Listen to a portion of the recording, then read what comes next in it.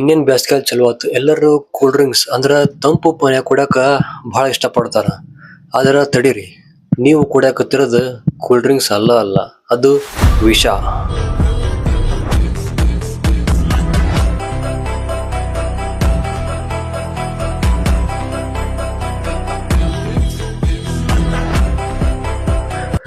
ಇವ ಒಂದೇ ಸಲ ಕೂಲ್ ಡ್ರಿಂಕ್ಸ್ ನ ವಿಷ ಅಂದ್ಬಿಟ್ನಲ್ಲ ಅಂತೇಳಿ ಕನ್ಫ್ಯೂಸ್ ಹಾಕೋಬೇಡ್ರಿ. ಹೊಟ್ಟಿ ಬಂತು, ಬೊಜ್ಜು ಬಂದೈತಿ, ನಾ ಚಂದ ಕಾಣಕ್ ಕುಂತಿಲ್ಲ, ಜಿಮ್ ಹೋದ್ರೂ ಸಹಿತ ಹೊಟ್ಟೆ ಕರಗೋಲ್ದು ಅಂತಿರಲ್ಲ, ಅದಕ್ಕೆ ಮೇನ್ ರೀಸನ್ ಇದ ಕೂಲ್ ಡ್ರಿಂಕ್ಸ್.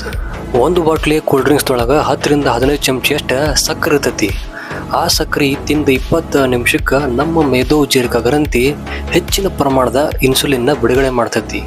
ಅದ ಇನ್ಸುಲಿನ್ ನಮ್ಮ ಲಿವರ್ ಹೋಗಿ ಫ್ಯಾಟ್ ಆಗಿ ಕನ್ವರ್ಟ್ ಆಕತಿ. ಇದ ನೀವು ಹೇಳೋ ಬೊಜ್ಜು. ಮೂಳೆಗಳ ಸವೆತನೂ ಸಹಿತ ಇದರಿಂದ ಆಗೋದು. ಇದ್ರೊಳಗ ಫಾಸ್ಫರಿಕ್ ಆಸಿಡ್ ಅಂತೇಳಿ ಒಂದು